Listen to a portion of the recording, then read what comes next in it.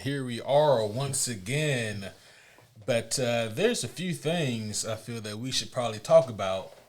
And actually, looking at you, I'm instantly reminded of something that I meant to ask you maybe months ago now. Okay. All right.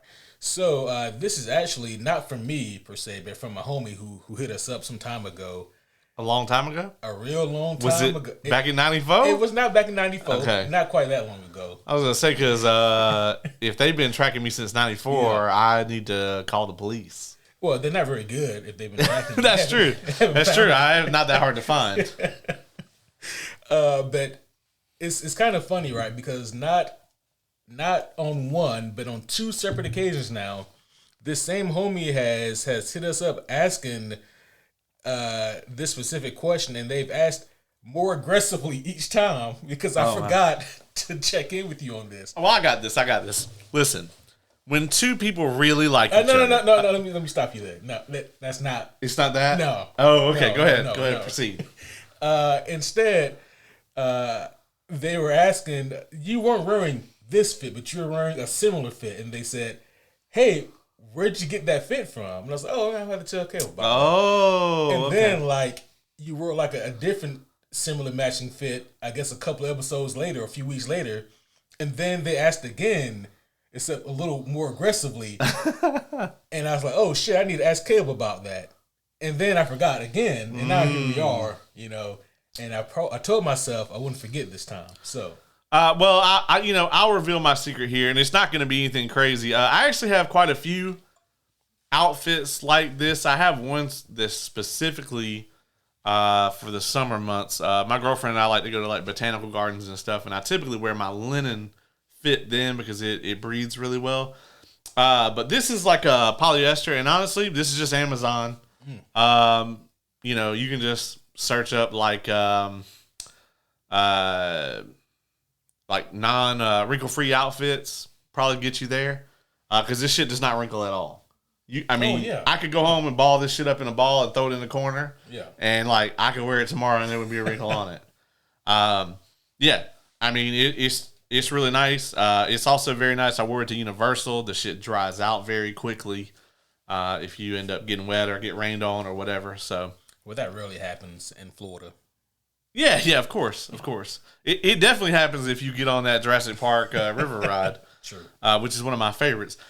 But no huge secret there. Amazon's probably like the ideal place. I will say that definitely check the sizing, and I would probably even recommend if you're a bigger fellow, or lady, maybe go a size up, because I think they recommend an XL in this for me, and this is a 2X, and it's comfortable. Yeah.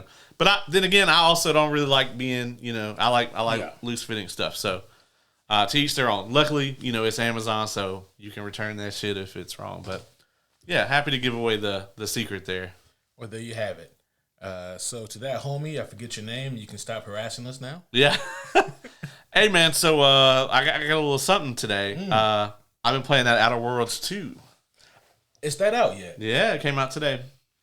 I'm going to have to download it. Yeah, I got that preload last night, and then I think it hit like 1 p.m. Eastern time today. So far, so good. Obviously, I had to work today, so I really haven't been able to play a lot of it. I'm going to go home tonight and play it. And then Arc Raiders comes out tomorrow, so I'm going to be... Will you have time to play it then? We'll see. So, with like a single-player RPG like that... Yeah. I can play that and like a shooter at the same time because they're so wildly different experiences. Right. Where it's like, oh, okay, like I got a couple people want to play Arc Raiders. I go play a couple of matches with them.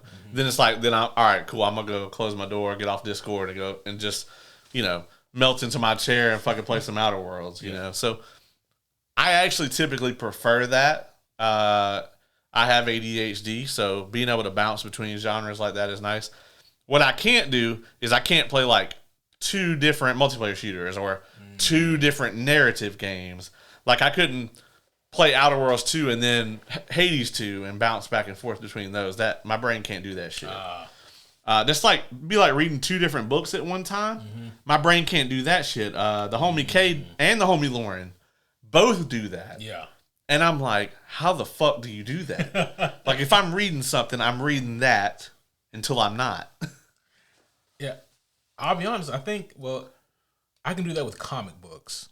No. You can't do that with any kind of book. I can't do it with any kind of book. I can do it with a TV show all day long.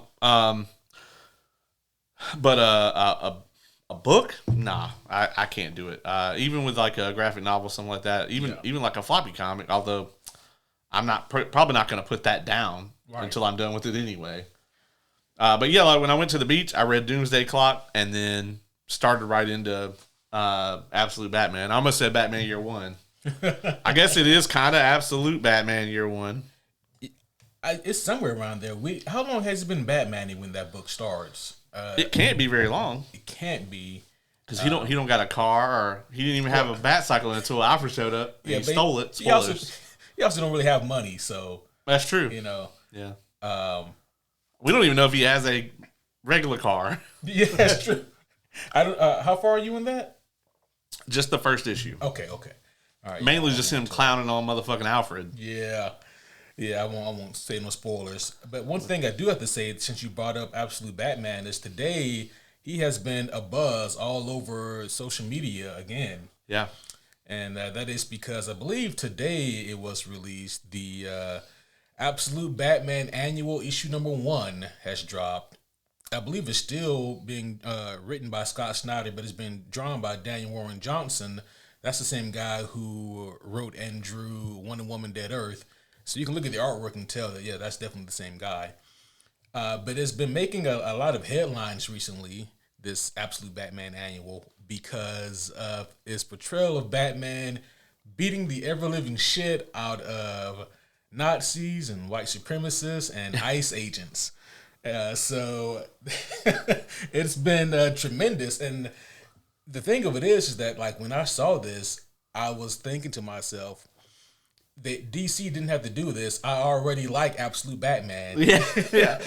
I saw one where the dude was like trying to do a Nazi salute, and then Batman just grabs the arm and like cracks it. I was like, that's perfect. It's fantastic. It's amazing. The other thing about it, though, that has come to light is that it serves 2 purposes. One, it's just a friendly reminder that decent folk don't fuck with those, Right, yeah. With, the Nazis or the ICE agents or the white supremacists. And the other thing that it showed us was it shines a light on the people who don't like this issue of Batman. People who are like, oh, well, I like Batman until this. And it's just, I don't know, it's telling.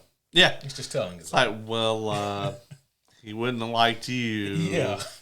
This is probably the same people that didn't like Superman. Mm-hmm. Same crowd. Yeah, same people. Yeah, I often wonder, like, back in Chris Claremont's heyday, were there any people who were like, oh, well, back when it was just Jack and Stan, we didn't have to worry about all this hoop nanny. Yeah, probably. in these X-Men comic books. Probably, yeah. Getting all political and stuff. Yeah. It's I don't know. I just think it's a little telling, but it's a good thing though, because it just allows people to kind of out themselves. Thankfully, they didn't have the internet. That's true. Yeah, they didn't have the internet. So many things, like when they came out and there was no internet. Yeah. Like I think like Buffy the Vampire Slayer might be like the last like pop culture thing that got to roll out without the internet being like rah, rah, rah. Yeah. Everything after that is pretty much it. Yeah. It's even I mentioned Outer Worlds 2 earlier, and it's funny because like that game has such a anti-capitalist sentiment. Like all the bad guys are capitalists or governments that are basically owned by capitalists. Yeah, and you just go around brutally killing them. And I was like, this is ironic because Obsidian is owned by Microsoft. Yeah. Who's Does like Microsoft know about this? Yeah, I guess they do, but I was like, yeah, I mean, Microsoft is like the corpo of corpos if there ever was one, I feel like there's so many giant corporations who are like, wait, are we the bad guys? Yeah. I will say about the game though that if you like the first one, you'll probably love this one. Good. Because it's kind of like, from what I can tell so far, it's basically what you want out of a sequel. It's the first game, but better. Yeah. Bigger and better. But there's no Polarity in this one, though. So that's true. And I think the companions are going to be the weak point in this. Somehow they didn't learn their lesson with Avowed, because people were like, if I can't fuck this horny cat person, why am I playing this game?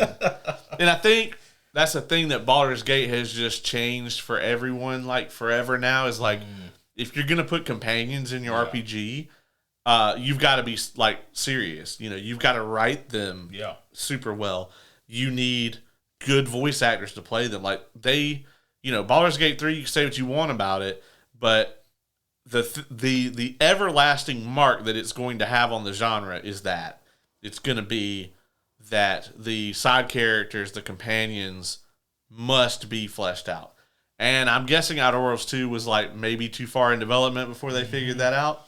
I haven't met any of the companions yet, so I can't really say, but from just some of the reviews that I've read, they said that if they had a complaint, it was probably them. Not that they were bad. Yeah. And apparently you can't romance any of them.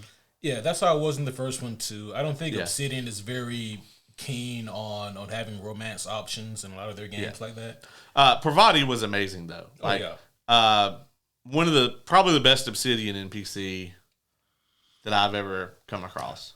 I've never thought to detail them, but probably. I mean, the best one since Treya? And Knights of the Old Republic 2. KOTOR 2? Yeah. Yeah, I had to dig back in the files for that one. I know. But yeah, her whole story arc I thought was incredible, with Polarity. Speaking of KOTOR, I feel like you also have to give BioWare some props, because, I mean, they were really like I don't want to say the first, but the first big kind of publishers in their video games to make side characters that were so fleshed out and that people cared about, and that you could also still fuck if you so chose to. Yeah. Yeah, that's very true. Looking at Mass Effect and even Dragon Age, actually, Origins. I mean, we can take it back to KOTOR, or if you want to just come full circle here, we can take it back to Baldur's Gate 1 and 2. 1 and 2, yeah. Crazy how that happens. Somebody will come in the comments, that was Black Isle Studios. Oh, yes. Don't speak the old magic to me, witch. I was there. I played Icewind Dale and all of that shit. There was a few other things I want to talk to you about. So another one. It is the spooky season, even though Halloween snuck up on me this year. It's like on a Friday. Yeah. So I had some downtime this weekend. I was telling you about that off mic. And during my downtime, I got to watch a lot of other horror stuff that I hadn't got the chance to. So I finally watched Weapons. I've been meaning to watch that for a while. Was it awesome? I loved it. But I also really love Barbarian. It's made by the same guy. It's not a sequel, though, right? It doesn't require any prior knowledge? No, not connected at all. Okay. But I thought it was tremendous. He does this wonderful thing where he builds this narrative, and you always wonder where are things going in his movies and what's happening. And then there are these comedic moments. The comedic moments are even better to me in Weapons, and it doesn't step on the foot of the horror elements. That's hard to do. It's very hard to do. That's tough. Yeah. But there'll be moments where you're just so kind of in tune with the story and with what's happening, and then some hilarious shit will take place, and then it'll switch to horrifying, and it somehow works. I know that there's people out there who typically don't like the third act of his movies, but man, I didn't have a problem with Barbarian or Weapons. I also watched Bring Her Back. That's the other big horror movie this season that people have been talking about. Yeah. Didn't like it. That one wasn't for me. I thought the performances in that were great, but the actual story I was kind of bored, really, and just didn't. It's more of a drama than any kind of thing that's remotely thriller or horror-ish from my perspective. But yeah, not to shit on it, just wasn't for me. Well, I do want to shit on something. Oh. I actually been watching a couple movies myself. You seen this movie called House Full of Dynamite? That's the first time I ever heard those words in that sentence, I believe. The casting is crazy. It's got Idris Elba, who plays the president. Rebecca Ferguson, who was the mom in the Dune movies. Yeah. She's good. Yeah. She fucking stole the show. Anthony Ramos, who we just recently saw as the Hood in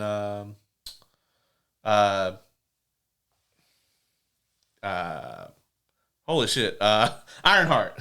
Oh shit! Okay, yeah. Jason Clarke, who's been in a million things. Right. It even has Caitlin Dever in it, who is Abby. Oh yeah. And she was fine. Just but like the cast, I thought was awesome. Like it really like varied cast. Unfortunately, the premise of the movie is they just like catch on satellites that there's a fucking ICBM headed towards the United States. And the whole movie basically takes place over the next like 15 to 20 minutes of that. And this movie fucking sucks. Like, so basically what it is they give you the first act of the movie from 3 different perspectives. Mm-hmm.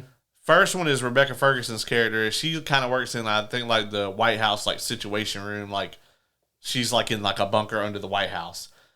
And then they give you another point of perspective from like the SATCOM people. It's like a military general or whatever. And he's like trying to convince them like, hey, you need to start striking back, whatever, because like this could just be the first of many. Mm-hmm. They're going to let this one hit and have us be in disarray. And then they're going to launch a full-scale attack. And the whole time this is going on, they're all on like conference calls and shit, and you don't really like, they even do this kind of thing where they like dim the audio of another character if you're going to see them later. Yeah. And so like there's a lot of crossover between the two. And then the third one you get is actually from Idris Elba as the president's perspective. But yeah, you just watch the first act of the same movie 3 times back to back, and that's it. And then it goes off. Like, you never see the bomb hit. You never find out what happens. Nothing. Oh, wow. Yeah, it's fucking terrible. Well, do not watch it. That's awful. I wasted like 90 minutes of my life on this fucking first act over and over again. I guess, like, full disclosure, like, Weapons does something similar but much better. Yeah, but doesn't suck. Yeah, it doesn't suck. Like, you get the POV from 3 different characters in the movie, but then, like, it continues. So, but it's actually quite interesting how they play that off.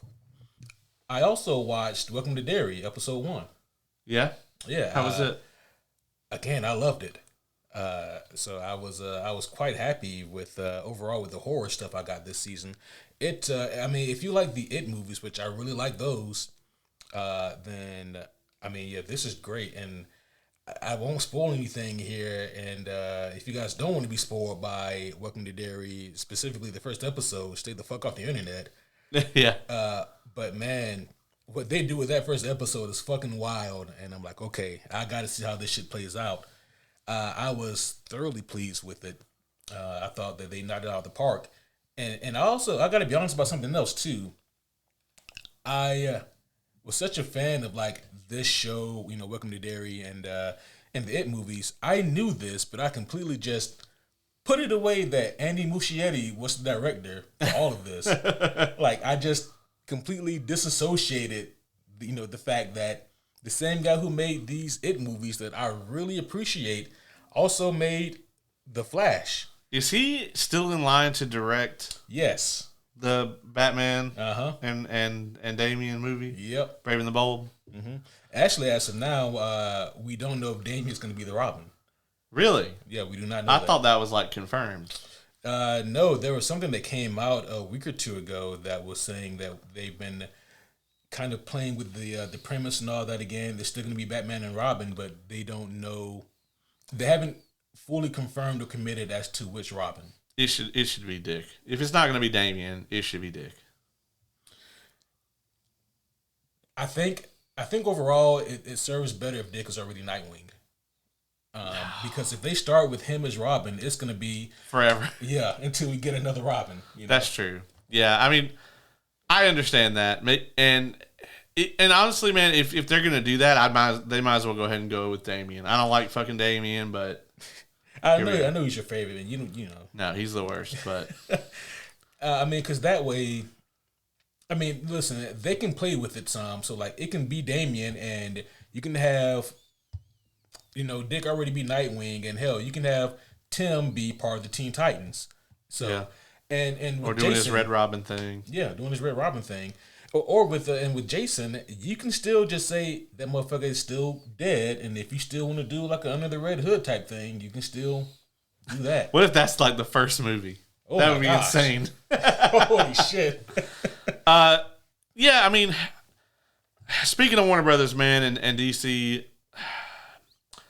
the internet has been on fire this past week with the merger stuff. It keeps, Paramount keeps sweetening the deal. Eventually, the Warner Brothers shareholders are going to cave. Mm-hmm. At first, they were offering. First, they just were like, "Here, this is the amount of money." Then they upped the money, and they were like, "David Zaslav can be co-CEO." And I was like, "Well, that's worse for us." Like, the only positive to you buying this shit was that he would be gone, Right.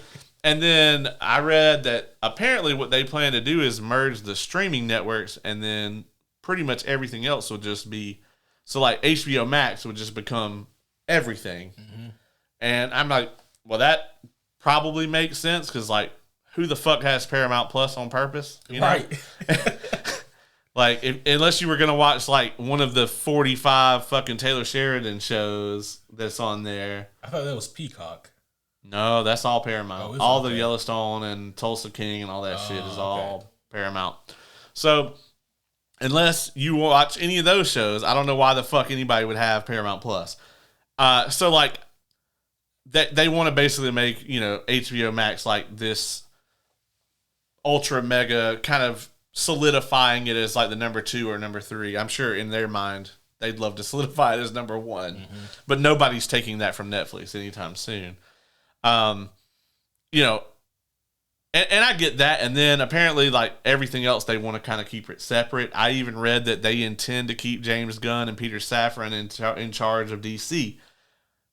If it's up to them, look, what my gut tells me is that if Skydance buys them, which is Paramount's owners, I think James Gunn will make Man of Tomorrow, and then he's out. Because he's already kind of hinted, like, he was asked on a podcast about, how far they had planned. And he was like, well, we have like 10 years worth of plans. And then he said something like, whether I'm going to be the one that gets to do it all or not is another story. So I think he's already got his eyes on the door. Man, I hope that's not true. The optimist in me wants to believe that they'll offer a deal well enough off that it'll trickle down, because trickle-down economics work. It'll trickle down to James Gunn, and then he'll feel more assured with whatever deal happens. Because right now, like, isn't Skydance really the only people that are kind of offering this kind of money or this kind of deal? Well, I think Universal is interested. Okay, but there's some other shit. That could be fun. Yeah, I would actually really rather Comcast buy them, and I don't think I've ever said those words about anything, because Comcast owns Universal. Mm-hmm. But it would be way better, I think, for everybody if Universal got a hold of it. But I don't think that's going to happen. So I think the only scenarios is either Warner Brothers stays as they are, or Skydance is going to eventually buy them. For James Gunn, man, I think he's out. Unless they just offer him something crazy. Because as soon as he signs the contract, they can do whatever they want, Yeah. They're not going to put in the contract like, oh, you have complete creative freedom on the DCU. Right. Like, they'd be fools to do it. Yeah. And he'd be a fool to believe that it was enforceable, if they did put it in there.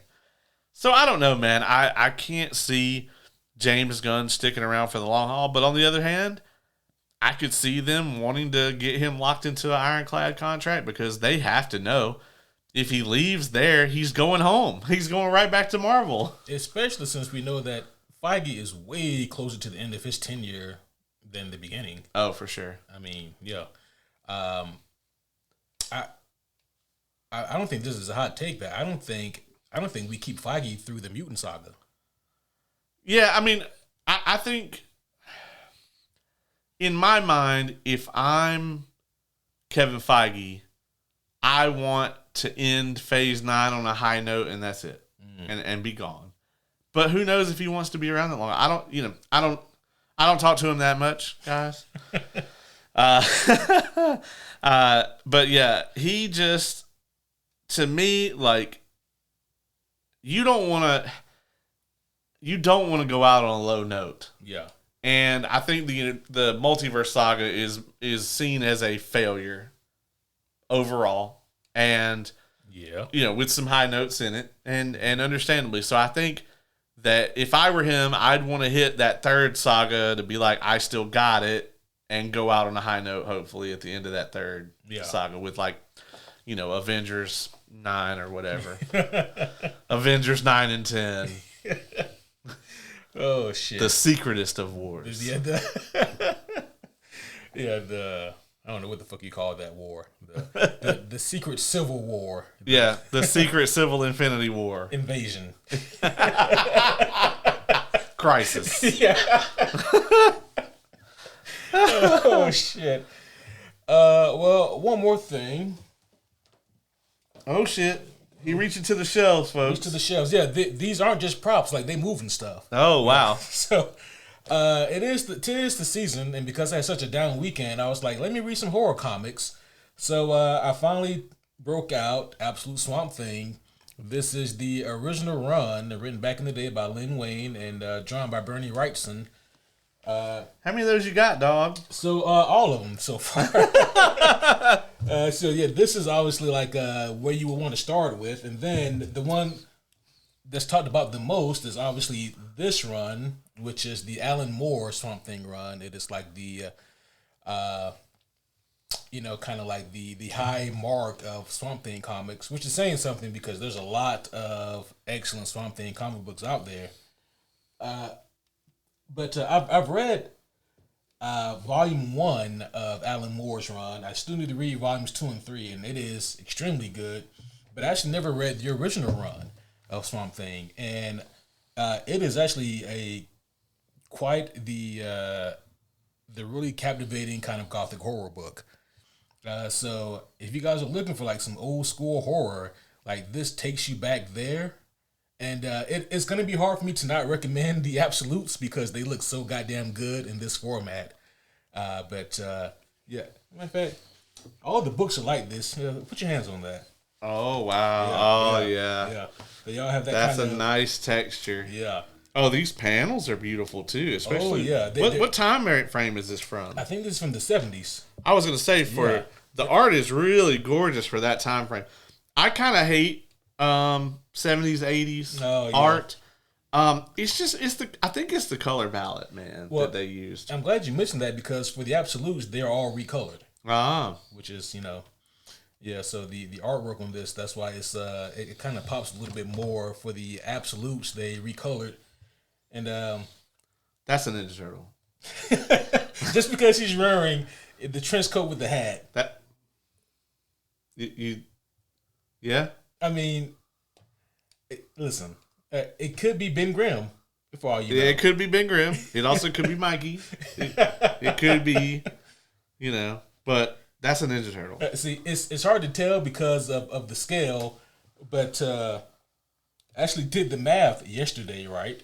Or when I was reading this, and I forget like the exact math, but someone was measuring Swamp Thing to like see how tall he is, and they say he was however many inches, and I was like, oh, that's shorter than I thought it'd be. And so I took out my calculator, and I was like, oh, he's 7'4".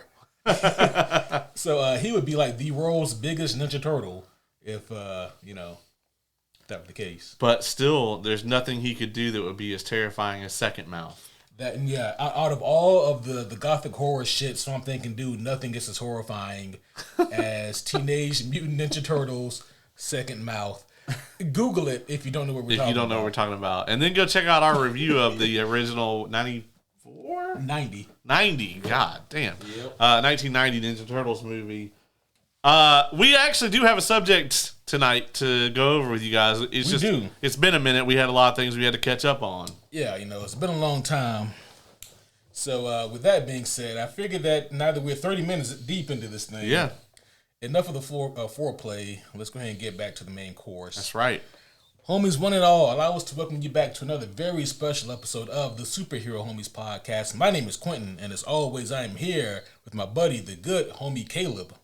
What is going on, everybody? I'll be honest, the way things have been going, I was kind of afraid to finish this one out, but tonight we are here to talk to you guys about Gen V Season 2, the latest thing that Amazon has rolled out in the boys universe. And just to go ahead and rip off the Band-Aid, this is going to be full spoilers for probably seasons 1 through 4 of the boys, Gen V seasons 1 and 2, and maybe even some Diabolical. So if you haven't seen all of those things, proceed at your own risk.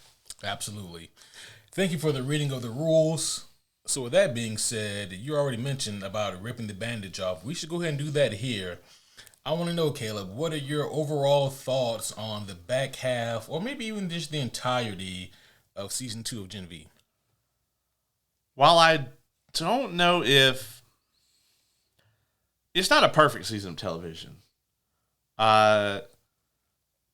There's definitely a little bit in the middle of the season where you can kind of tell they were like, let's do some shit to make sure we got 8 episodes. But overall, man, I really enjoyed this. I thought the last 2 episodes especially, the last 2 episodes kind of made me feel how James Gunn said I was going to feel when I watched the last 2 episodes of Peacemaker.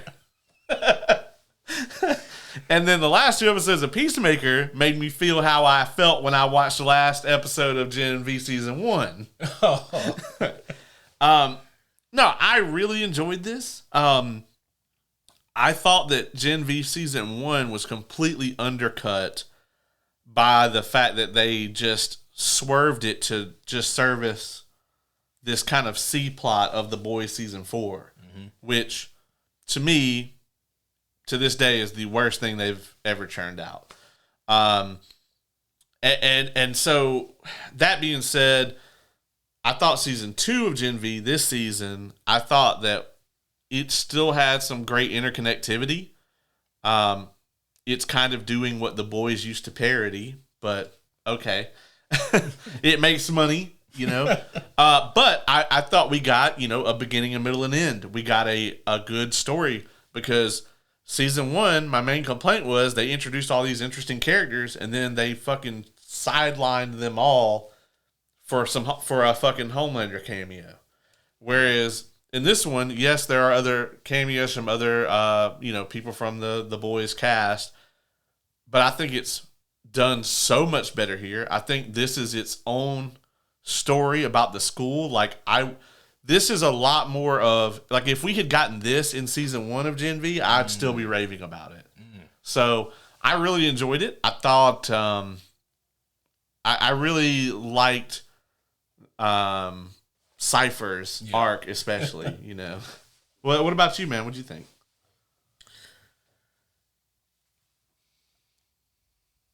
Ooh, boy. Oh, no.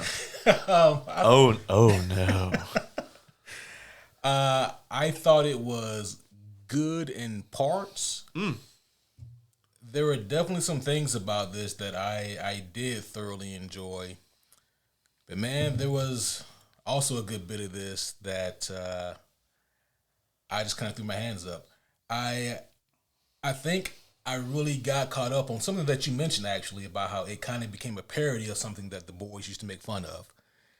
And it's just hard for me to get past that kind of lack of self-awareness when you're making something like this. Right. But again, that's not to say that I didn't enjoy this, because I did enjoy this in parts. But what ended up happening was that for me, the show kind of put a lower glass ceiling on itself because of some choices that they made. Like, for example, I actually think that for me personally, I think this show undercut Marie by having her be another sacred pig chosen one. I don't want to do this, but I'll be your reluctant hero type thing. And at that point, I was wondering, has Eric Kripke looked at any of the comic books? This is the shit that they were ripping apart there. Yeah. Yeah, this is literally what they were shitting on. Yeah. And I just thought that there were so many more interesting directions that we could have gone with Marie. And the thing that kept me hooked to that character since season 1 was seeing the other shoe drop with her. And then just seeing the other shoe be oh my gosh, like you are the good to Homelander's bad. Only you and Homelander made it out of the Odessa Project. You know, these two ultra powerful characters. Like you're the one who can be used to take down Homelander. And in my mind, I'm thinking, I know that this is all one universe, but I don't give a shit to see you and Homelander. I don't. I want to see you with your story and your friends and your crew. And like in my mind, I'm thinking that this Cipher or Godolkin, that is your Homelander who you need to take down. I didn't really have the urge to see like this grander plot when we get yet another super powerful soup who is built up to be the Homelander smasher. To me it just kind of limited the amount of interest or growth that this character can have for me. And then there are just some other things in the show as well that I do think have an explanation for them, but you have to kind of fish them out when the show doesn't exactly tell you. Like her sister, Marie's sister, I forget her name. Annabelle, yeah. She has the vision, this really prolific vision of like a bunch of them dying. And obviously that didn't come to pass. Now, again, like I've watched some of these episodes a couple times, and so like I can piece together that like Sister Sage maybe incidentally played a role in preventing those things from coming to pass. You know, with her letting Polarity out, that made a big difference because if Polarity is not there for that final fight, then things may go different. Right. Cipher for me ended up being by and large the most interesting character this season. And boy, talk about like a step down when he goes from, I think Hamish Linklater is the primary actor who plays him, to, the Godolkin actor. And it's like, yeah, it feels like a joke that doesn't really land. Like I see what they're doing here, but man, it just not as good because Hamish Linklater did such a great job with the Cipher role. He does a great job as Doug too. He does. For, however long Doug is with us. Yeah. May he rest in peace. Yeah. But yeah, I just thought that, Godolkin, like, his plan was, it's not a horrible plan, but Jesus Christ, man, like, get it together. Yeah, Godolkin's plan was definitely this, like, mustache twirling kind of shit. Like, I thought the reveal was good. I kind of called it when they first found the guy in the hyperbaric chamber. Yeah, what if it's, Yeah, I was like, what if this is like the guy? Because like they dropped the hint of like we didn't find any V in his blood. Yeah. And I was like, well, shit, man. What if he's just being controlled? Like, what if this guy is just using him as a puppet? And that turns out that like that's what was happening. And I mean, that just means that it was well put together. Yeah. It was a good twist. That part was a good twist. Yeah, I really enjoyed that. But I think the problem is like they do that at the end of episode 7, and then this dude has to walk around for a whole episode. And I don't think the guy was bad, but the whole like, oh, I'm just going to come out here and like try to kill as many of the students as possible. Because like, instead of like, Stormfront and Soldier Boy having the fucking, kind of white supremacy bullshit, he's like, only the strong can survive. So if you have a shitty power, that we gave you, then I'm gonna kill you, and that shit doesn't make any sense to me. Yeah, no, and I guess the reason why is because it's like maybe the show inadvertently combined Charles Xavier with fucking Apocalypse. Yeah, it's like that doesn't. I don't think that works. Yeah, I mean, it made sense why he wanted to push Marie because ultimately he wanted Marie to heal him. And I mean, that part was good. And then, he's trying to, he's like thinking, okay, well, I'm going to be the ultimate, superhero. I'm going to be the ultimate soup. I'm going to have Marie and Homelander under my control, which would have been bonkers. Oh, yeah. But to what you were saying about Marie, I think I really want to see how they use her in season 5. There's going to be so many, they're going to be juggling so many plates in season 5. Nobody wants to see her versus Homelander, so something's going to have to happen. If I were them, I would have Marie be in season 5, and I would honestly have her walk away from the whole thing. I would have her be like, listen, I'm here to protect my friends and my sister. Me trying to fight motherfucking evil Superman is not conducive to that. And I don't know if Sister Sage wants her to do that. Because I mean, the only person that ever talked about that happening was Godolkin. Yeah. So yeah, man, I think if I'm them, I want to keep the Gen V heroes around for what happens after season 5. Yeah. I want them to go forward and have their own, plot and everything after, the main boys cast is gone, because I assume a lot of them are going to die. Oh, for sure. So. Yeah.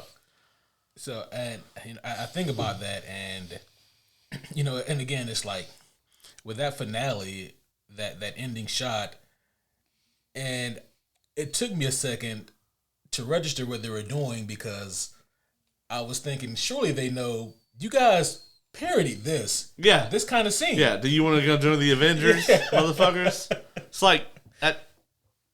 I mean, it would have been cool had they not done that. And it still was cool. I still got kind of hyped for it, And I was like, after A-Train showed up, I was like, okay, if one more motherfucker shows up and he's like, are you in? I'm going to fucking flip this table.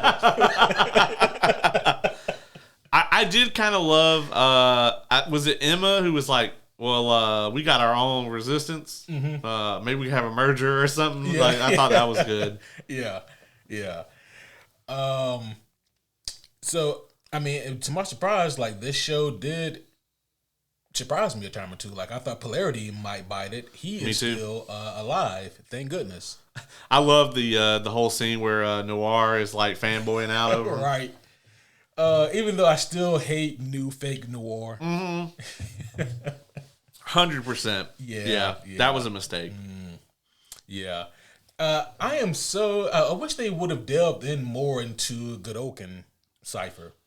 Just because there's still, a lot of pieces that we're missing. Sure, there's enough context clues to, figure some things out, but I wish we just knew or saw more. So, we know that... I guess I have a few questions. First of all, he was the head of that... Of the whole Compound V situation they had going on back in the day. Yeah. He was the head. So what happened as to where all the other science dudes were like, well, let's just take the shit. And without him knowing, Right.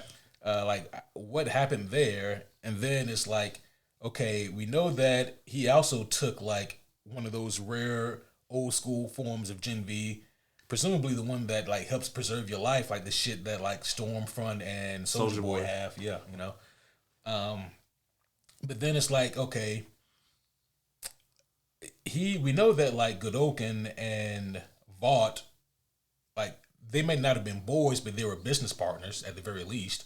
Right. And we also know that Vought had a lot of ties to Nazi land and whatnot. And so, I mean, I'm not saying that if you hang around a Nazi, you are a Nazi, but I mean, yeah, it's not that far. Yeah. And then also when you think about just kind of his his overall thesis of a form of survival of the fittest. Right. It kind of feeds into that narrative a little bit. But then also he really likes fucking Sister Sage, and so I'm I need to know more about this guy. You are a very interesting fellow. Yeah, right. I mean, I would like to know some information. On on the scale of 1 to Anakin Skywalker, how did you enjoy being burnt to a crisp and trapped in the tube? I thought you were gonna say killing kids. That too. Yeah. Him and old Anakin got a lot in common. We should have had Lauren on for this. Holy shit. Yeah. I need him to like more clearly explain to me the.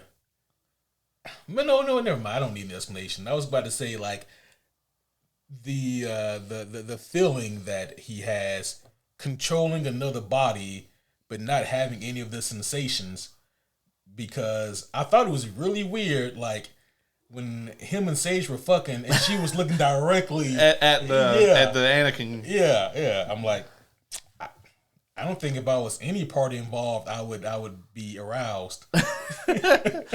She seemed to be. Yeah, she definitely was into it. She was into all that shit. Yeah. I guess he like doesn't have. I'm assuming it's probably just very dulled. He like, said I think it was like wearing a condom. Yeah, like, over his whole body. Oh, that's so awful. Right.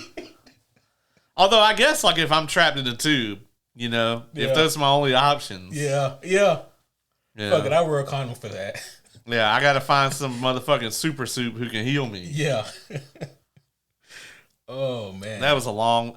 You know that's fucked, man. Is like he waited however long for Marie to like be able to heal him or whatever, and then this motherfucker died in like 24 hours. Oh yeah. See, I would have gave up my world domination exploits. I would have at least spent 2 weeks eating all the most delicious foods and fucking Sister Sage. Yeah, he did that for like a couple hours and was like, "Let's get back to work." Yeah, and she was like, I got all that handled. Yeah. Just come back to bed. Do you think that Sister Sage had any real feelings for him, or even vice versa? I really like the way that Sister Sage is played. I don't know if someone who has that level of emotion or that level of intellect is capable of having a full range of emotions also. I think that she probably cared for him, but I think everything in her life is a means to an end. Yeah. I don't know that she's really emotionally attached to any of... Because wasn't she fucking the Deep also? She was, but that was dumb her. Oh, right, yeah.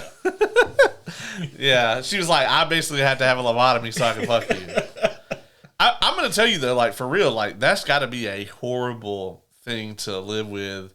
You know, her intellect stat's like 25. Oh, yeah. And like that's just got to be an awful thing to have to deal with. Yeah, what did Thanos say? You're not the only one cursed with the gift of knowledge. Right, yeah. And I was like, what you mean a curse, dog? Like, I'm smart as fuck. It's a blessing. No, I get what you're saying, though. Her situation is always really interesting because she's always playing the field. Sister Sage, to me, always has the potential to be the most interesting character.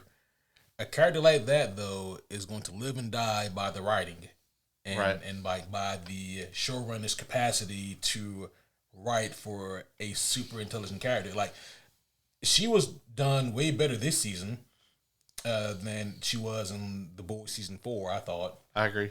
But also, I think that maybe there's a different team of writers because Cipher was incredibly intelligent. Yeah. And he was very well written and equally well performed. Incompetence is the often easiest and worst, like, storytelling device. Yep. People don't really like incompetent characters. Mm-hmm. But then again, it takes competence to write a competent character. True. And then you don't have this pitfall of like, well, what if they just did the dumbest fucking thing imaginable? And so that, you know, you have to be able to write around that. You have to make these things, you know, you have to generate a plot without using incompetence as a crutch. And that's very challenging. And then you compound that when you have a character like Sister Sage who's like super intelligent. And, you know, I think maybe the reason it could have been a different team of writers, but it also could be less is more, right? Mm-hmm. She's only on screen in this season really when she has to be. So yeah. Well, I was also using Cipher as a comparison as well. Yeah. who got quite a bit of screen time. And, He was wonderful. yeah. I actually I liked him. I think Emma got not as much in the later half of the season, but Emma got some incredible moments. Who's the other? Kate. Yeah. I thought Kate's arc was pretty good. I still wouldn't have healed that bitch. No. With Kate, her face turn, like if I had to grade it, it'd be like a C, maybe a C plus. Yeah. I like the time that they spent on it, but man, I wish they gave a little bit more substance, a little bit more depth to show why and how she made this face turn. Because honestly, since episode 1 of this season, like as soon as they bring like Marie and Jordan and Emma back to the school, and Emma finds out about what happened to Chase, or what's the character's name? The one that died. Oh. Was it Andre? Andre, yeah. Yeah. Shit. Yeah, as soon as she found out what happened Chase to Andre. His real name, that's right? The real name. Yeah. As soon as she not Emma, but as soon as Kate found out what happened to Andre, she seemed to make like this kind of quasi face turn just right then and there, like just this whole about face. Yeah. And I was like, I understand you be emotional about that, but I'm gonna need something else. Who's the mentally ill dude that's like obsessed with Emma? Sam. I'm glad you expounded after you said mentally ill. Yeah. I was like, this doesn't completely narrow it down here. Yeah, man. I mean, kind of like we did in our mid-season review. Mm-hmm. If anybody really got left on the writing floor, it's Sam. I didn't hate him this season, but he's really not in it that much. He doesn't have a ton to do. He does have some scenes, and I never really like loved or hated anything he was in. Like it was just fine. Jordan is still my favorite, and I did think that in the back half of the season they kind of got shafted also. But I mean, you can't keep everybody in the spotlight the whole time, especially when you have such an ensemble cast like this. Yeah. I do agree, but man, I feel like they had room to put a few more of them in more prominent positions. I think they gave a lot of the screen time that Sam would have gotten to Polarity, and it's hard to be upset about that because, I love Polarity's arc here. Oh, yeah, his arc was tremendous. And that they didn't kill him. Yeah. I really loved that because I thought for sure, even early on, me and you said, if somebody's going to die, he's the most likely candidate. But then we have Marie who, healed him. Yeah. Which is incredible, But I still thought that even though he got healed, man, you can still die in this fight that has to happen between him and Cipher. Right. But he didn't. No. And I totally thought that was going to happen. Yeah. Because the first time he yeeted Cipher out the window, I was like, oh, he going to kill you. Yeah. Yeah, he just found out that there's an element here he can't control. Right. Nah, he going to kill you, dog. Yeah, he can't have that. But again, I love Cipher's reverse Uno on that. Okay, well, you can stop me from controlling someone else, but what if I play fucking musical chairs with who I control? Yeah.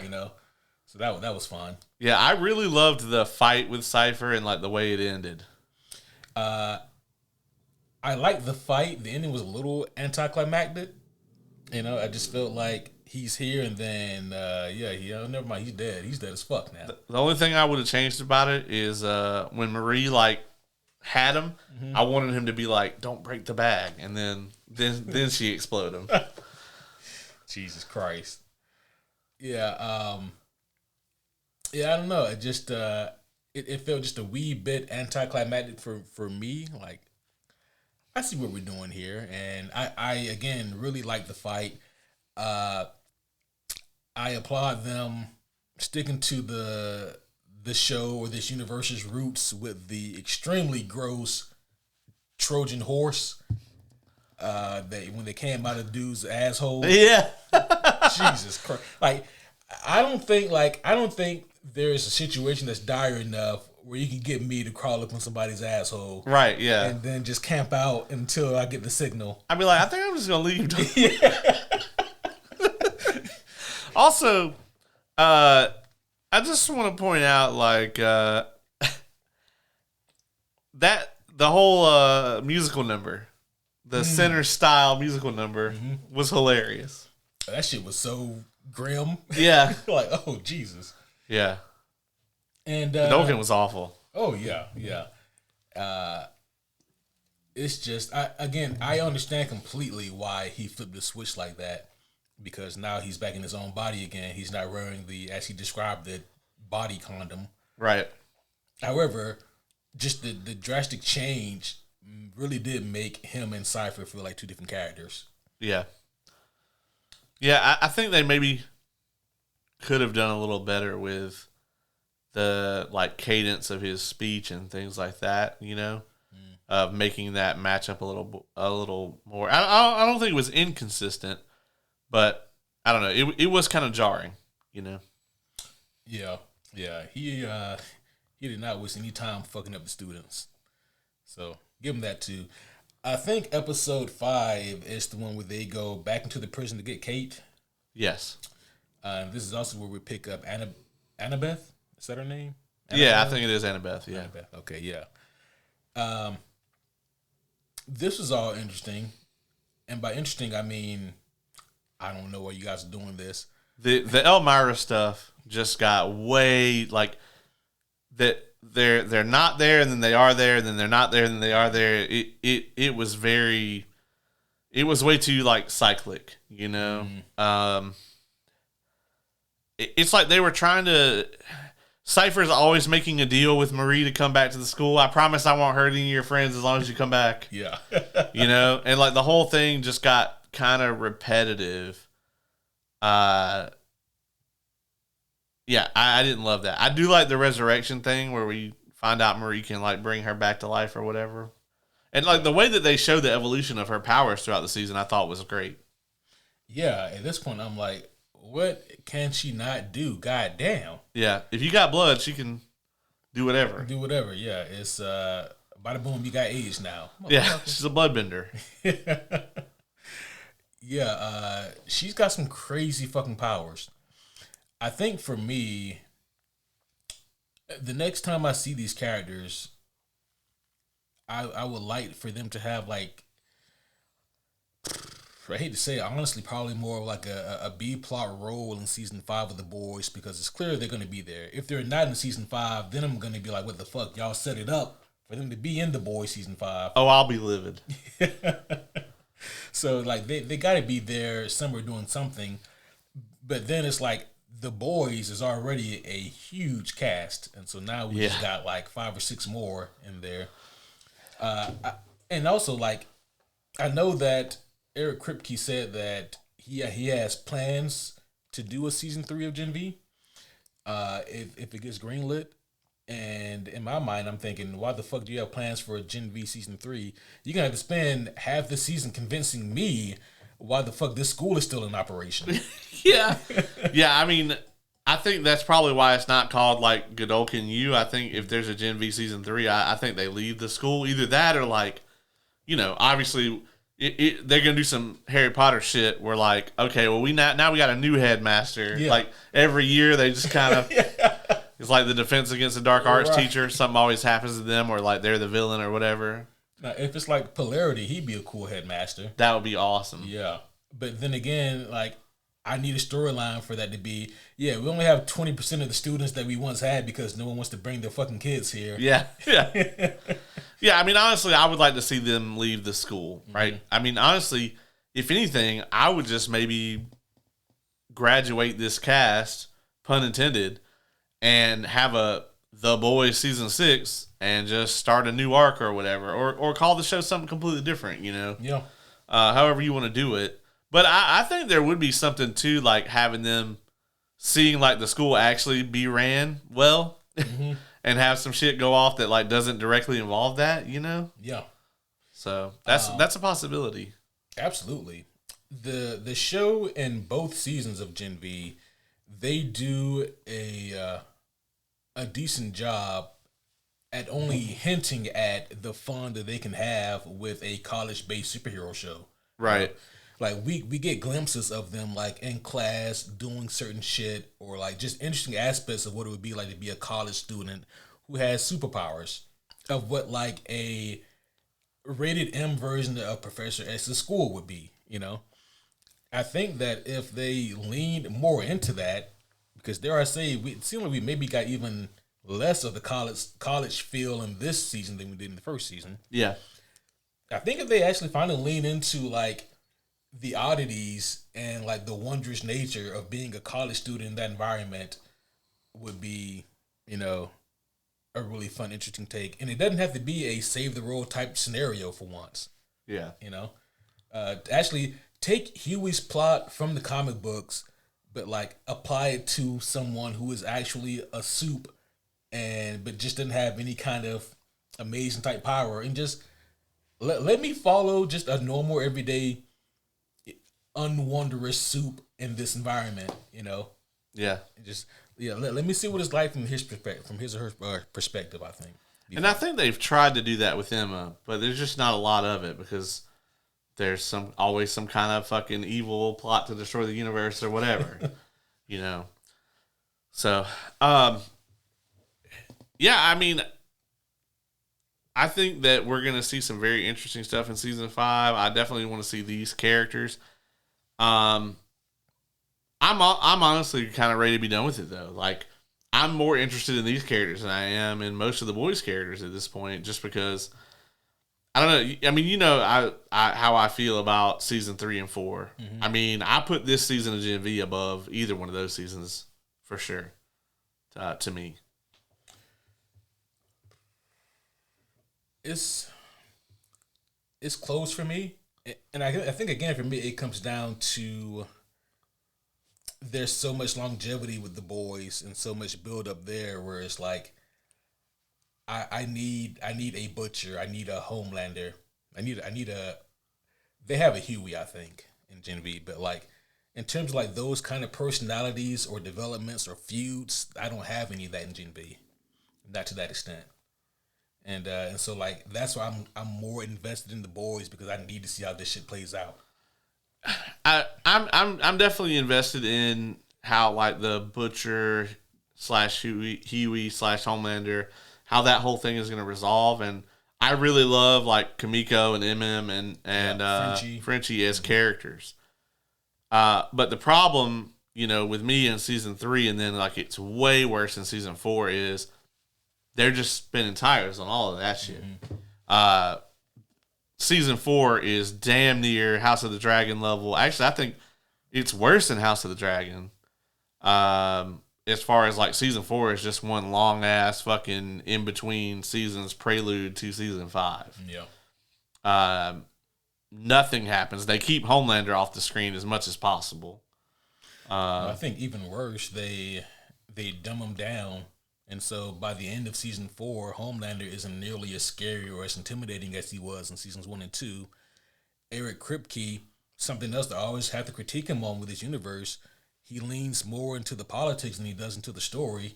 And so Homelander feels more like a Trump parody than he does this intimidating villain. Right. And by the way, I'm not saying that Trump is not a villain, but... He's not intimidating. Yeah.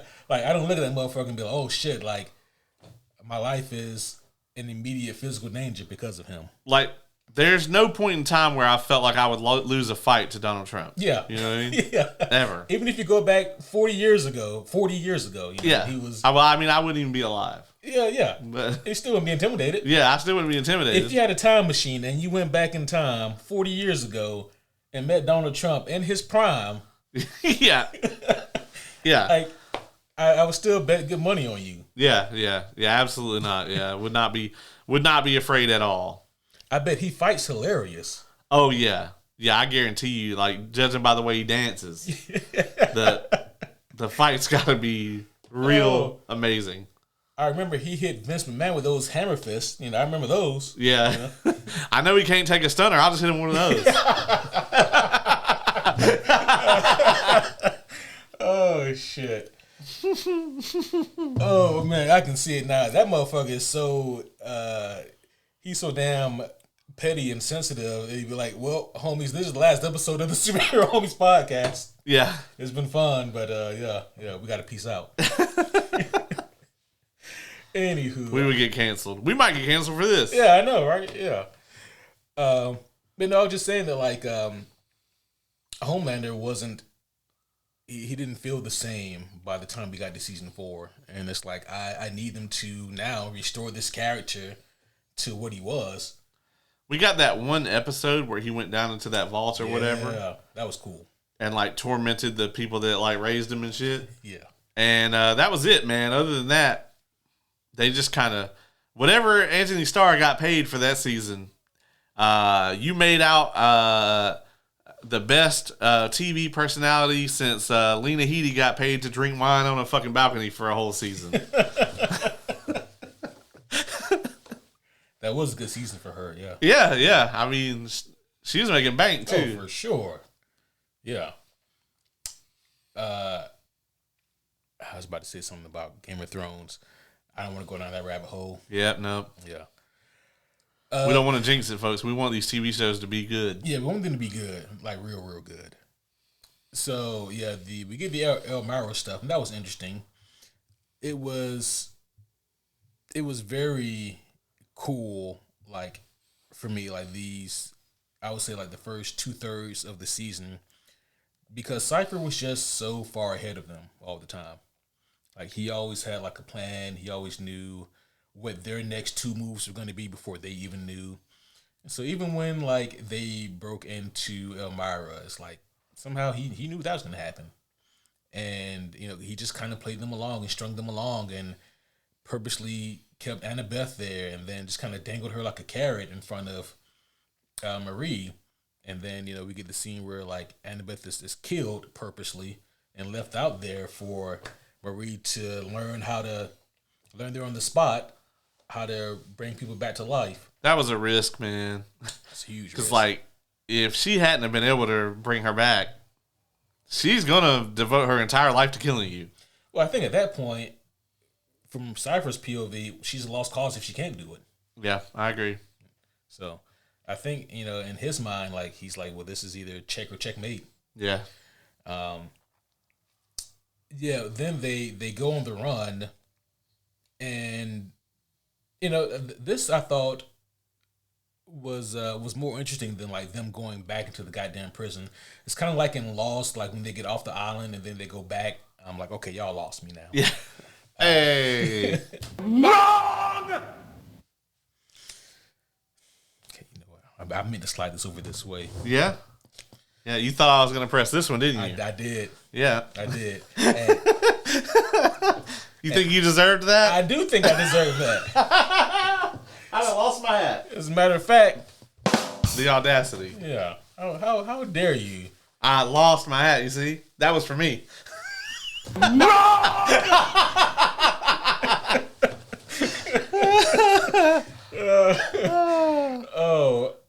When they go on the run, I thought this was fun.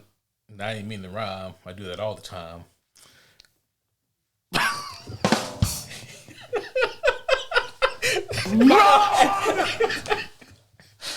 What are we doing here? Anyway. Anywho. What you think about Marie's relationship with Annabeth here, though? I thought it was good. Obviously, like, I love that they didn't just kind of have her be like, oh, you saved my life. We're cool.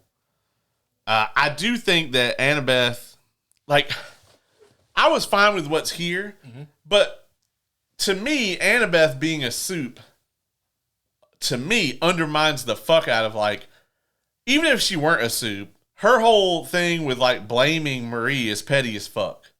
To me, it's always been that. Especially after all this time. Yeah, it's like, okay, I can understand if, like, you're a little kid, you watch your sister kill your parents with her crazy powers. Okay, you're going to be terrified of her.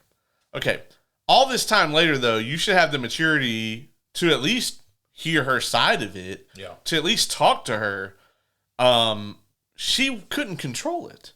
But then her also being a soup and having to, like, you know, obviously, like, the first time that she had a premonition or whatever, she had no control over it. I don't think she has any control over it now.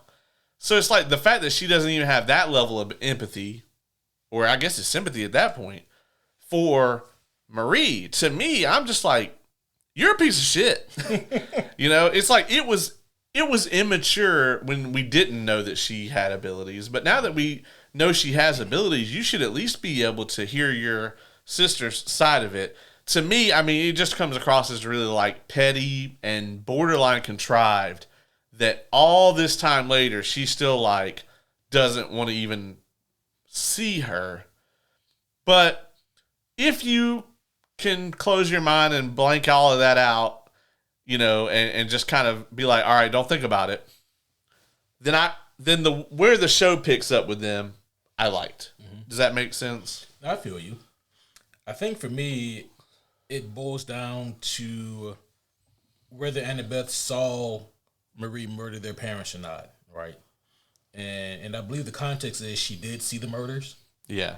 And so like that's why I lean more towards your side of this thing, of your thinking, because conceptually speaking, I can see how if Annabeth did not see the murders, how in her mind she can, you know, because when you're dealing with grief, you want to make an enemy out of something or somebody. Right. And I can see her making Marie that, you know, like you are the target of my grief because you are the cause of it all. Even though logically speaking, if I think about it, I understand that you are not, you weren't in control. Yeah. You know. And how about that like family friend Pam, is that her name? That she lived with or grew up with? Yeah. I'm like, she never talked to you about any of this shit, you know? Yeah. Yeah. I mean, I guess like what does the police report say? Right. Exactly. You know? Yeah. Because she didn't wasn't a trial or nothing. Yeah, no. One thing we haven't talked about is motherfucking Giancarlo Esposito. Stan Edgar returns. And what's her name's daughter? She dead now. Yeah. I can't remember what her name is. Oh man. Is it Isabel? Something like that? Izzy? The kid? Yeah. Yeah, that might be the kid's name, yeah. The creepy ass what's that vampire show? The Blade 2 vampire kid? Yeah, like something from The Strain. From The Strain, yeah. I fucking love that show, actually. Well, until they fucked it up. I feel like that can be said for quite a few shows. The Strain was like a great first season, and then it just kind of, every season got worse, and then they recast the kid to like the most annoying person on earth. But, the motherfucker ends up getting the whole city nuked. Spoilers for this old-ass vampire show. God damn. I can't find her name in here, but yeah, that might be it. But yeah, we get what's her name's daughter? Yeah, what's her name's daughter? Yeah, because I can't remember her name either. Way to go, me. Man, it's gonna bother me. Anywho, but yeah, Sam Edgar, he's here. Yes, Stan. Yeah, Stan Edgar. Yeah, I don't know who the fuck Sam is. That's his brother. But this was, I thought that this was fine. Like this was for me just like a vehicle for exposition.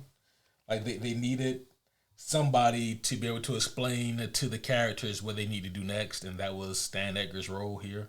Yeah, but we also find out he has like a Homelander-proof compound. Yeah, somehow.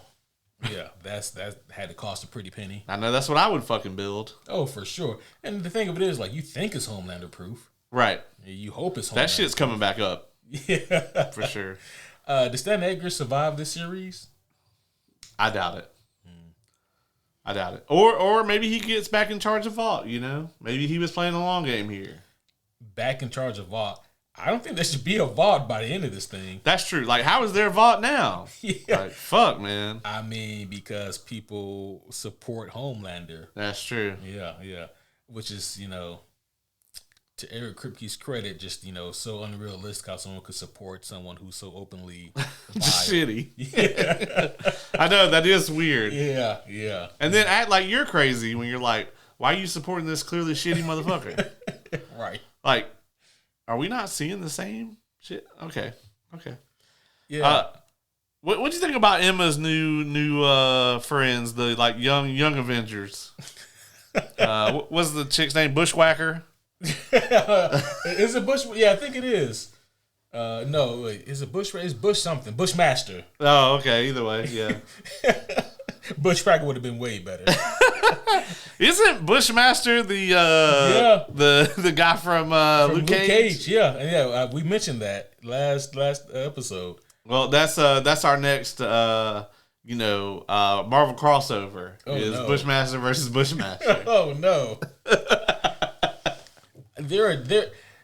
To this show's credit, there are some incredibly gross powers in this show. There really are. And I mean, Garth Ennis, the creator of the boys, he wouldn't have it any other way. He's still alive, by the way. I don't know why I worded it like that. I mean, Alan Moore is still alive too, but we talk about him like that all the time.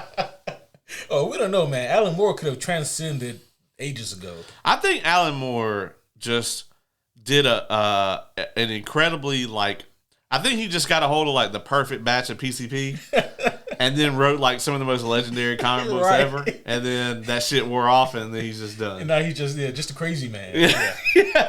Yeah. Now he's just a fucking insane person. Yeah. It's Mr. Moore, how did you come up with V for Vendetta and then The Watchmen and the Killing Joke? These are such incredible, profound works. And he's like, I created Constantine and then I saw him in real life twice. And I'm like, I don't think that's possible. Yeah. Not the sidebars there, but that story for me is always so hilarious. Folks, Alan Moore did create the character John Constantine, and he created that character and had a pretty good run on him before Garth Ennis took over, and then had a legendary run. But Alan Moore has claimed to have seen John Constantine in real life. Constantine is the way it's supposed to be pronounced. At least 2 times in real life, and that John has either spoken to him a few words or nodded to him on the times that they met. And I believe Alan Moore's explanation is that, well, yes, of course, because John's magic is so powerful that, of course, he would be able to hide himself in something like a book or, something of the sort. And in my mind, I'm thinking, John Constantine doesn't have, the world's most unique look. Right. You can find somebody who looks like John Constantine and just be like, that guy looks like Constantine. Especially if he's wearing a overcoat. That dude shirt that played him on CW, was spot on. Maybe that's who Alan Moore saw. Or Keanu Reeves. He just ran into Keanu Reeves. Good and goddamn well Alan Moore didn't watch that movie. That's true. That's what I'm saying. Maybe he just ran into Keanu Reeves and was like, oh. Yeah, but Keanu Reeves doesn't even look. He doesn't look like John Constantine. Or sound like him. But the dude from CW, that motherfucker looks just like him. Yeah. And he was actually great. He was. He was really good. They should just get him again. Yeah, because he even voiced Constantine in the animated movies. Yeah. Yeah, he was great. Anywho, Constantine is not in Gen V. Surprisingly, they don't have a parody of him in the show yet. Yeah. But who was in Gen V is goddamn, it's the name of that giant Viking motherfucker? Vicor. It was right there, huh? You passed your limit, Caleb. Yeah. That was for Eric Kripke.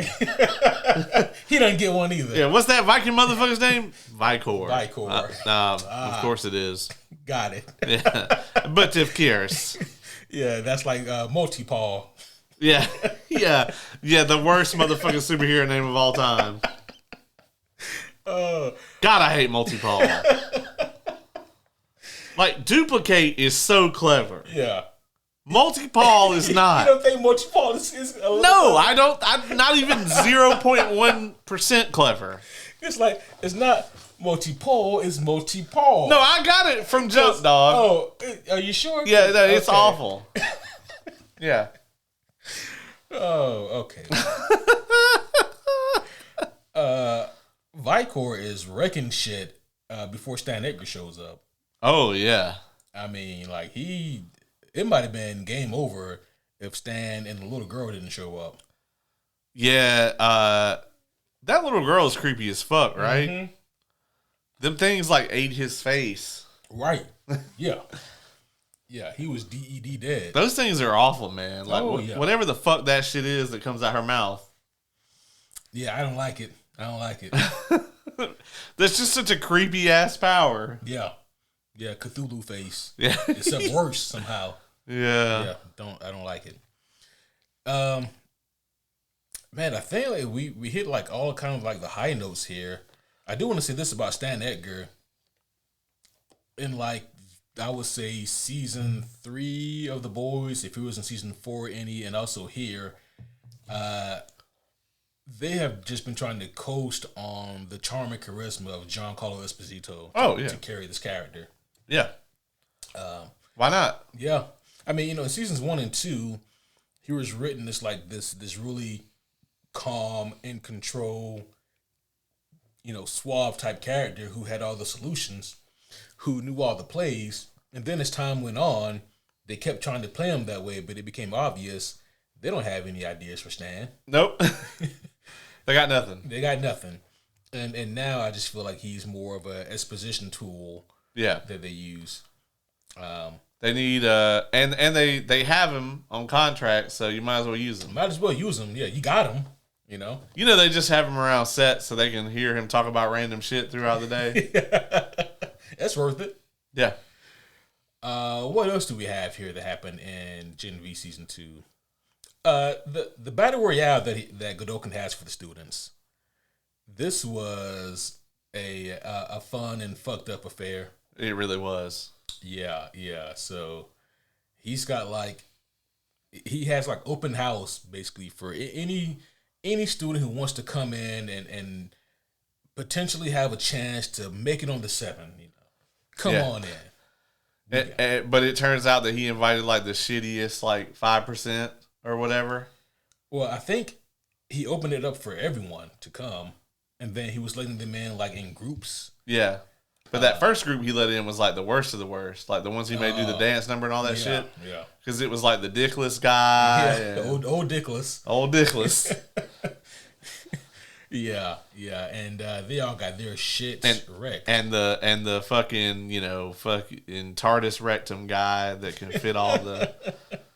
It's bigger on the inside than it is on the outside anus. See,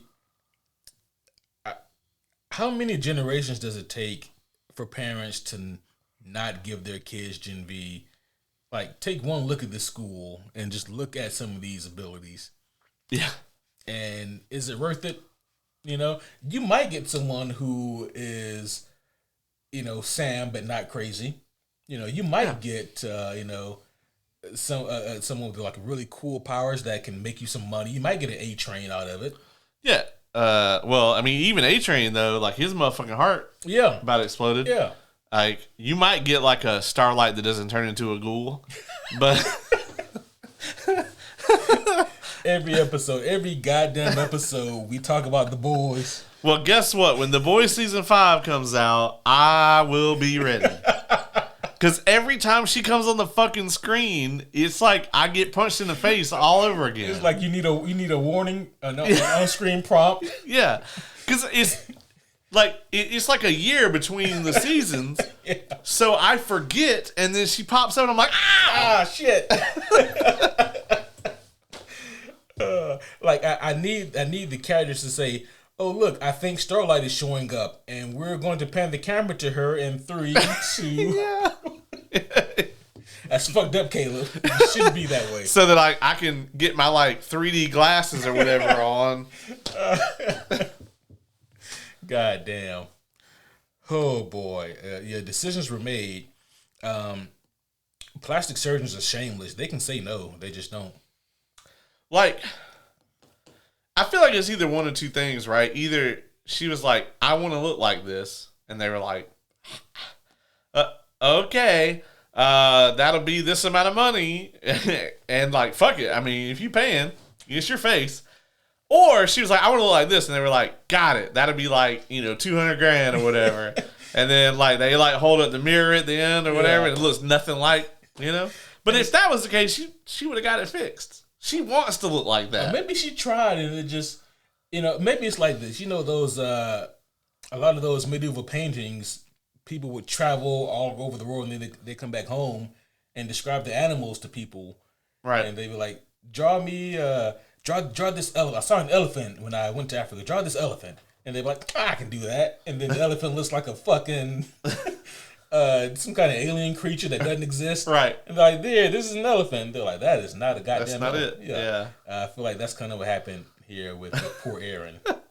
I think, yeah, I mean, maybe, I want to say, maybe she could just keep going back and, like, maybe eventually get it fixed. But if, like, Charlotte Flair is any indication, that shit's just going to get worse. Oh, bruh. Goddamn. It's an epidemic. No one really thinks about, like, what happens when you get old either. Right, yeah, no, yeah. Like, that shit's not, like, and at that point, best case scenario is you get cement face where, like, your head doesn't move, Right. It's just stationary. And it's almost there for some of these people Yeah. who get a bunch of work done. Yeah, I mean, all that stuff is, like, crazy, like, taking off. I know people our age that, like, get Botox on a regular. And I'm just like, man, I just don't, I don't give a fuck that much. Yeah, no, and you have to pull me out like that, dog. Like the only medical procedures that you're going to find me getting are, like, the ones I need to be, like, comfortable or alive. Facts, though. Like, if my like left ear started drooping, I ain't going to get that shit. Like, does it still work? Does it still do ear shit? I don't even got to look at that. Right. Yeah, I don't have to see it. The fuck out of here. Yeah. Yeah. Yeah, I can count the number of times on one hand that I have seen my ears this week. Yeah. I don't get to see them that often. Yeah, yeah. I mean, not enough to, like, go and, like, be put under and have some shit done to me. Yeah. Not to mention, a lot of these, like, I won't really go into it, but just Google the John Oliver segment on medical spas, and you won't go anymore. Oh, dear. Yeah, he talks about all kinds of shit. Like, a lot of them, they, like, don't even have a doctor, like a real doctor on staff. The doctor will be in, like, Denver, and then they have, like, 8 or 9 medical spas, and, like, they say that the people at those spas are, like, working under the direction of whatever doctor. But, like, they got nothing to do with any of that shit. Yeah, that just makes me think of, like, exploding BBLs or... Oh, yeah, man. Some of that shit. Yeah. The BBLs are dangerous. Oh, for sure, yeah. Mommy makeovers are dangerous. Yeah. Like, yeah. All sorts of people have died from that shit. Man, fuck all that. Yeah. Fuck all that. Listen, stop fucking with your face unless it's like a medical emergency. Yeah. Or you're really ugly. All right. Yeah. I mean, and even then, a mouth is a mouth. See, you say that, but what if they got a mouth like the little girl we just spoke about? Well, I mean, obviously, like, I don't want none of them tentacles. Yeah, you don't want no fucking alien. No, if you got them the strained tentacles, then go get that shit checked out. All right. On that note, yeah, there's only one season left of The Boys. That's right. And after that, they got the spinoff shows, and we'll see what happens with Gen V. I do think that we will see the Gen V cast after The Boys is over. I hope so. I'm not sure in what capacity, but I imagine that there'll be like the main crew for like this day and age, and obviously the spinoff shows. I think at least one of them takes place in the past, and one of them is like The Boys Mexico. Yeah. Still not really sure exactly what all that entails, except it better be in Mexico. Right. Is that in the past? I don't know. See, I think that's going to be sequel. I think be. that's going to be after, yeah. Yeah, could be. But what do you want to see these characters do in season 5? I want to see them stay true to their characters and play, I think, mostly minor roles in season 5. Like, maybe we see them help break out, like MM and Huey and whoever. Like, maybe they're like, we start with A-Train, Starlight, and the Gen Vers until we can get the band back together, our main people. And then I kind of want to see the Gen V crew kind of fade into the backdrop a little bit, because, like, they really don't need to be involved in the main conflict. And the closer they are to Homelander, the more likely they are to die. So, Yeah, and that's not a good place to be. Nope. Unless you're Marie, you're probably gonna get rocked. Yeah. I do think though that I think both Sam and Jordan are the most likely to die when people do inevitably die. So that'll probably be like post boys, though. I would say so. Yeah. Yeah, because like if Jordan gets killed, if Homelander kills Jordan, Maria's gonna destroy him. So. Oh yeah, especially if you don't see that shit coming. Yeah. Yeah, that's the thing. Like with Homelander, when he's written competently, like if you got something up your sleeve, you got to handle with that shit quick and fast because if he catches on to it, you're dead. Yeah. Won't be fun. Will not be a fun time. I wonder, can Marie heal herself? I mean, she healed from him laser beaming her. I guess so, huh? Yeah, that was the explanation. I'm glad they gave us something for that. Right. I was getting real worried. Because it was very what the fuck at the time. Yeah. And maybe Homelander would be like, did I laser this one? Yeah, I thought I lasered the a blood witch. Yeah, I mean, I only met one of those, and I lasered her, and she looked just like you. Just so. like you, huh? Oh well. Yeah, I would be interested to see what kind of effect she can have on him. You know. Yeah. We don't know.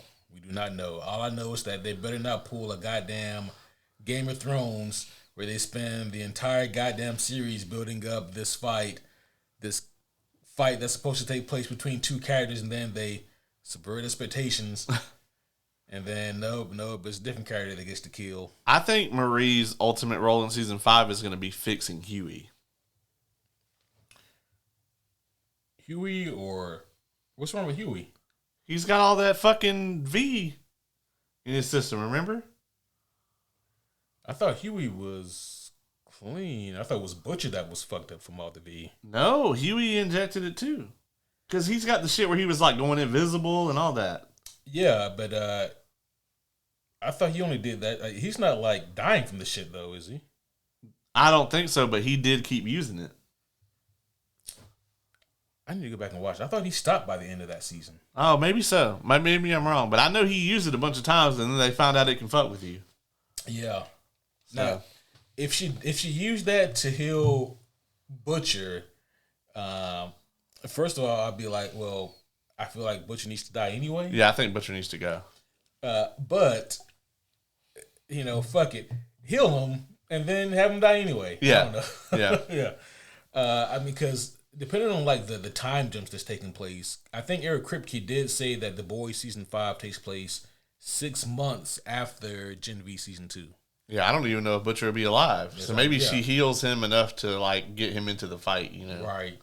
Like, yeah, maybe the shit is like in his brain now. Yeah. So it's impossible to completely cure him from, but maybe she can stave it off. You know, whatever this motherfucking like crazy like id personality shit that he's then manifested. You're right. he becomes Jeffrey Dean Morgan. Yeah. Oh, I mean, that's a neat trick. It is, yeah. It's a cool party trick.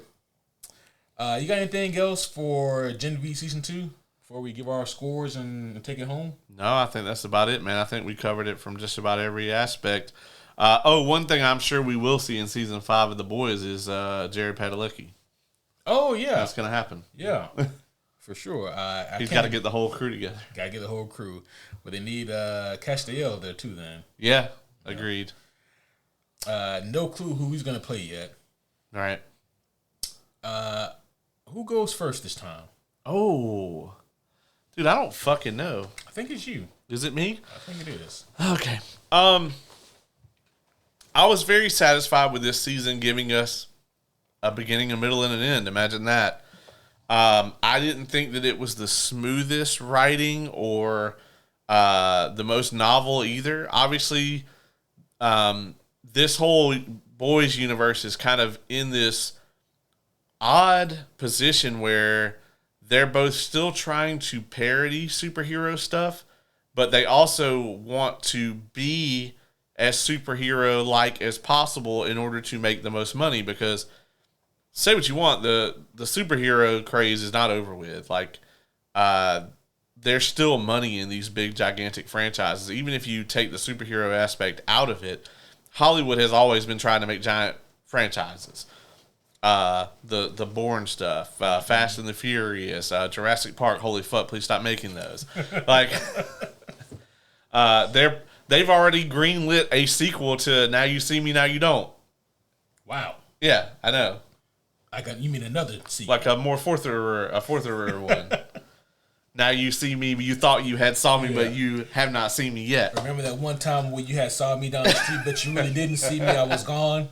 That's the fifth one. Oh, yeah, that's gonna be number 5. Yeah. And then number 6, like the grand finale is like, bitch, wait till you see me again. The Seekening. Yeah. Jesse Eisenberg will just be playing Woody Harrelson by then. God damn. But yeah, it's interesting, right? Because like obviously Amazon doesn't have a ton of hits on Prime Video, and I'd say some of the biggest ones they have is like The Boys and Invincible, and they're trying to make their money, so they kind of have to walk that thin line where it's like, okay, we want to parody this, but we also need to exploit it. So all that aside, the kind of I don't want to say the writing is wonky. It's just it's got a couple of twists and turns in it that make it evident that like, hey, we're trying to stretch this out. It's nowhere near as bad as Peacemaker. Honestly, they could have made I don't know. They probably could have cut 30 minutes out of this season, and it would have been better. Like the return trip to Elmira, I think that whole thing could come out, and then we'd be fine. So, I really love what they did with Polarity. Really loved Emma's stuff. I think Marie ends up being more of a plot device through a lot of this season than I would like to see. I do think they kind of undercut her character a little bit. I still wouldn't have fucking healed Kate. But all in all, I think if you'd have gave me this right after The Boys Season 2, I would have been less pleased with it. But after having to put up with The Boys Season 3 and 4 and then Season 1 of Gen V, I think I enjoyed this a lot more. I'm actually going to give this a 7.8 out of 10. Yeah. Throughout this review, like I've stated, there are things about this that I really enjoy and things that I wish were obviously handled better. And I mean, and you covered most of them, like the parody / not parodying, the parody, but we still want money. Yeah. And just like kind of the lack of self-awareness. And again, like I think that Cipher was played so brilliantly and also written really well. But then it felt like as soon as she switched to Godolkin, that like he became more egomaniacal, which again, under the circumstances, I understand why. But he kind of lost all of his cool for me. And it's not just the actor. Like I think the actor did a fine job, but I think just overall the essence of who Cipher was is just kind of gone, and like that mystique was gone, the aura was gone, and he just kind of became like a super maniacal villain now. And there was so much more I thought we could have done with him. And then you blink and before you know it, he dead. Yeah. I do think that some of the characters did have some really cool moments. I love a lot of the stuff with Polarity, a lot of the stuff with Emma. They had more in the first half of this season, but it was still cool to see them in the back half. I think Polarity got a little bit more than Emma in the back half of the season. We get to see him in the fight with Cipher, where things really could have went left for him. We get to see that he has an ability to block Cipher's ability, at least temporarily. And that shit shocked the fuck out of Cipher, which was great. And then, of course, him coming in to, help save the day at the end, where if he doesn't show up, then the whole team probably bites it, except for Marie, who will be just a meat puppet. But with that being said, like this plot, like you said, does have a beginning, a middle, and an end, and I do appreciate that. I honestly just don't like the blending and the melding of this series and The Boys. I get it. I just don't think that everything always has to be so high stakes. It's okay for things to be smaller potatoes sometimes, and sometimes it's more interesting when it's just small potatoes. Right. But no, another thing that bothers me that I have another thing that bothers me that I have to harp on again. I hate the fact that like with every dose of Gen V, you get some form of invulnerability because these motherfuckers get their asses whooped. Yeah. And I'm like, I didn't know it was part of your ability set that you can just get up from being thrown going 30 miles per hour into a wall or whatever, and you just walk that shit off. But apparently you can if you have Gen V in your blood or whatever. So, there were some good times throughout this series. I love that they kept the gross out factor because that is a staple of the boys universe. I like a lot of the humor that happens here. A lot of it does land for me. I do wish that they let Marie and also Jordan, for this matter, kind of grow and establish more into more characters. Let them be beyond, I can be the savior, or let them be more than I'm the love interest. Right. There's just so much more to both those characters than just that. That being said, man, I love the Emma stuff. Yeah. Whenever she's on screen, she's great. Give me a season of Emma and Polarity, and I'll be happy, man. But with that being said, though, I didn't hate this season. I just wish that they had done a little bit better for me to truly love it. I'm going to give it a 7.1 out of 10. Would the spinoff be Emerity or Polma? Eesh. Maybe we just go with something different. Yeah. Also, like, I just want to point out that Polarity saw Emma's titties while they were bigger than his whole body. He did, and that's definitely still in his mind. Yeah, it's still in there. He's like, what if I could run full speed and just bounce off of one? That'd be amazing. That'd be titty-tastic. Yeah. Oh shit. Yeah. That'd be some shit that would still definitely be in my memory bank. It's still in my memory bank, and I wasn't there. Yeah. So that being said, folks, what do we have? What we got coming up next, man? I have an idea for our next episode. I'll run past you. Yeah, because you're not going to breeze through Way of Kings before Wednesday. Again. Yeah, right.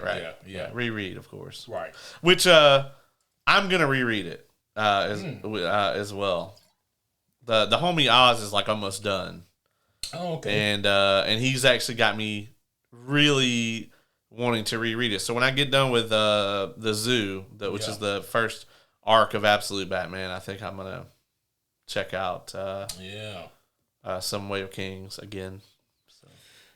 We don't have do we have a crew symbol for that one yet? No. But I think we should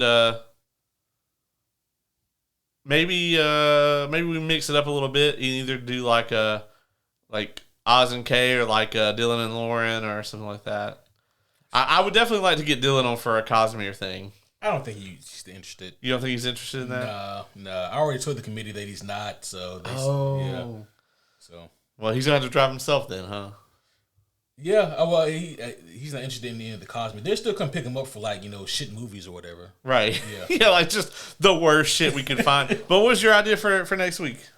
Oh yeah. So the idea was to take awful superhero movies, which there are one or two of those that we can find, but rework them, pitch them as actually good movies. Except there's a caveat: certain things that you can't change. There's a rule set here in place. I see. So you can't change the order. So for example, with BVS, you can't say, well, that should be later on in the series. No, it has to be where it is. Okay. You can't change the premise. I have to fix BVS with it being the second movie. Yeah, and or whichever movie. I mean, it'd be multiples. Right. It'd be a few. You can't change the overall premise of the movie either. So if the movie is about saving unicorns, then you have to keep that element in there as well. I'm so upset that like that there is a movie on there. Fucking what's his name? Shazam 2. Oh fuck. I was like, I know you threw that out randomly, but there is a movie on there about that. You also can't take any characters out, but you can add characters. Who the fuck greenlit Shazam 2? I think my brain has trauma deleted everything after Justice League. Because that's where the fuck ups really began. Yeah, I remember the Skittles in Shazam 2. Shazam 2, Wonder Woman 2, Aquaman 2, all of those, The Flash. Yeah, no, all of the twos. Also, speaking of The Flash, I mentioned how like I trauma deleted, Andy Muschietti actually directing The Flash and it. Like my brain couldn't comprehend that the same guy made both of those. It'd be like if you found out that like Christopher Nolan directed like any of the Fast and the Furious movies, right? And it's his favorite work, But he also was one of the writers and directed episode 1 of Welcome to Derry, and there's 2 scenes in there like where characters reading comic books, and one time the little boy's reading a Flash comic book, and the other time he's reading a Batman comic book, and it's like, yeah, this motherfucker's still directing Batman, huh? Yeah, that's crazy. Yep. But I like the idea. I like the pitch. So yes, we will have to do that next week. So we are going to fix some shit that Hollywood fucked up. Yes. And the reason why these rules are in place is because even within the parameters that Hollywood has set in place, we're going to show that maybe we can't make these movies fucking S tier, but we can make them better than what Hollywood did. Yeah, agreed. So there you have it, folks. That's going to be all for this one. Caleb, is there anything else you have? No, that's it, man. I'm going to be finishing up The Zoo, so we'll be reviewing that soon. I'm eager to talk about some absolute Batman. And, we got some stuff coming up. I'm very excited to get back into our Cosmere stuff that we've been talking about. I don't think there's really much at all coming out anytime soon, is there? I mean, it feels like most everything has been pushed back to next year. Yeah, so we're gonna be fucking around for a while. Yeah. So y'all gonna find out. Y'all gonna find out. We're gonna fuck around and y'all are gonna find out. We're gonna do some graphic novels. We're gonna do some fun stuff like we used to do back before we had to review everything. We're gonna forget Peacemaker season 2 happened, and then we're just gonna podcast our way off into the sunset. So. Absolutely. If I had a button on the soundboard that played the Peacemaker season 2 theme song, I would hit it right now.